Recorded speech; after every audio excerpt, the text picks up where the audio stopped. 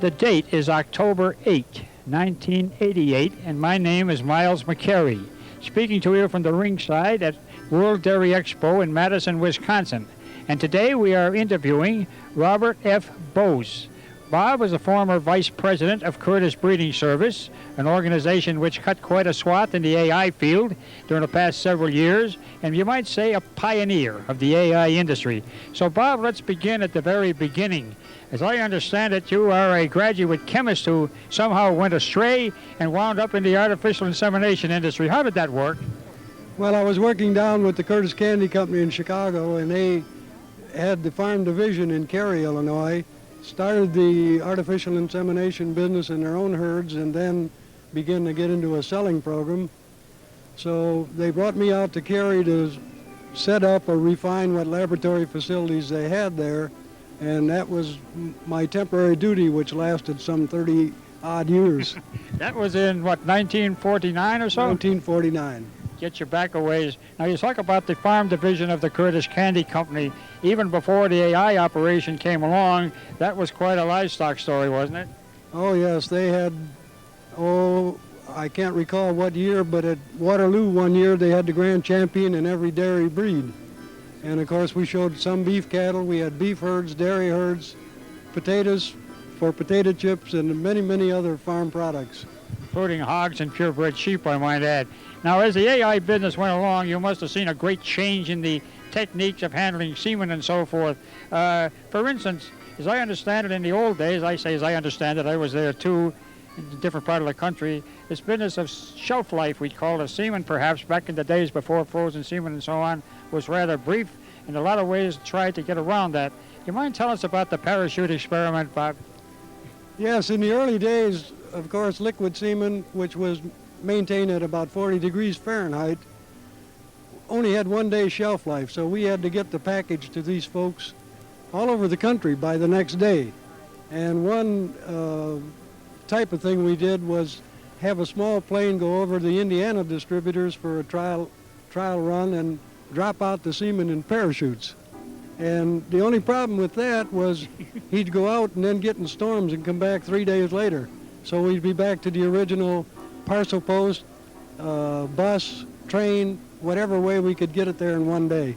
I won't give up on that parachute business. As I remember you telling before, they used to put a sheet out, and that was more or less the target. That was in the technician's yard, and one day he messed up a lot of clean laundry back in Pennsylvania somewhere when he was aiming for Indiana. Is that about right? That's pretty close. He'd see anything hanging on a line, he'd drop his parachute of semen out.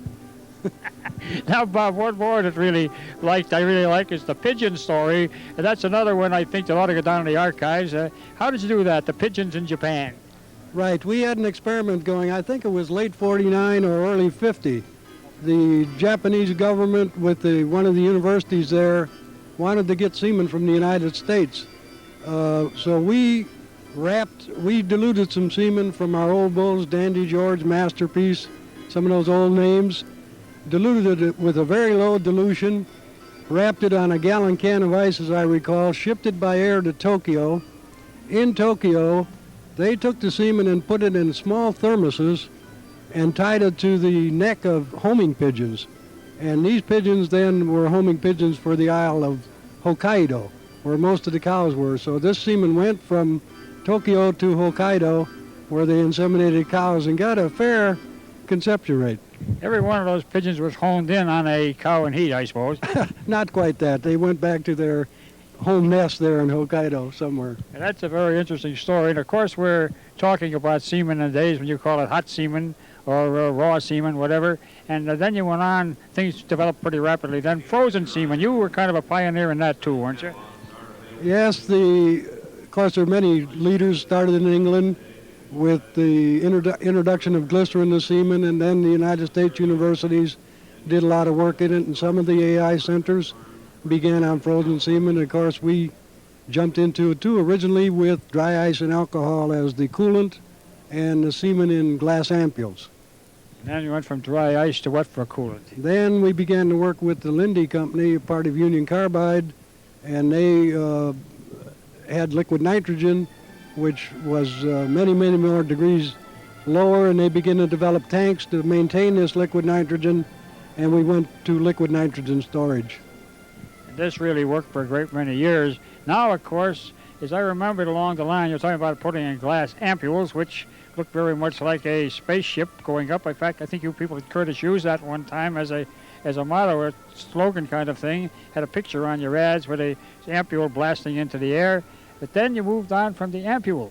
Before we do that, you invented a machine putting those ampules into steel canes. Used to be done by hand, very laborious, very painful work because it was so cold, 320 degrees below zero. You invented a machine, I remember, you're being modest, that kind of made this easy to do because it went hard on fingers. But then something else happened. The French straw came into the picture in this country. What can you tell us about that? Well, the IMV Corporation in France developed this French straw. They had, prior to that, there had been some semen maintained in straws of 1 cc, and the French cut it down to a half cc and began merchandising it throughout the world, and we were one of the original folks that got into putting the semen into the French straw. And again, freezing it. It froze better in the straw because of the geometry of the straw and so on, so we got much better recovery, and consequently you got more doses of semen from a bull in the French straw. And all this without affecting conception rates, right? Right. We did a number of field trials, as did many others, and the French straw proved to be, in many cases, better than the ampule, but in most cases, at least, equal to the ampule. Now we'll go a step farther here. We're talking about semen processing and being very technical. You're sounding like a scientist, and I'm trying pretty hard. But let's get into the business aspect of this thing for just a minute. Somewhere down the line, the Curtis company drifted away from Mrs. Schneering and the Curtis Candy Company for a short time with standard brands. What can you tell us about that? Well, when some years after Mr. Schneering died, or shortly after he died, the farm division began to be dissolved. Everything was sold off, and subsequent to that, after that occurred, the Curtis Candy Company was sold to Standard Brands. But in this particular sale, Mrs. Schneering said it was Otto Schneering's dream that the AI Center, the artificial semen distribution, should be continued. So when she sold the candy company, and the AI Center was a part of the candy company, she maintained an option to buy it back within 6 months. When the 6 months expired, she did buy back the business, became president of the AI Corporation, and it was an independent company under her leadership, and we progressed from there for another 4 years, as I recall, until she decided to retire from the business and sold the company to G.D. Searle Pharmaceutical Company. Well, of course, Bob, that's a pretty nice wrap-up. Of course, at this point in time, as you and I stand here talking today, we all know, people standing around us know that the Curtis organization is no more in the AI field. I don't think we should go into all of the circumstances there. I think the important thing we should stress is that Otto Schneering, a founder of the Curtis Candy Company and of Curtis Breeding Service, and his wife, Dorothy Schneering, Mrs. Schneering, the two of them have now hanging as pioneers in Dairy Shrine, Mrs. Schneering, and just this year. And that's the first time a married couple has ever made it as pioneers. They're hanging side by side at Dairy Shrine. I think that's kind of a nice cap on this story. Close off now.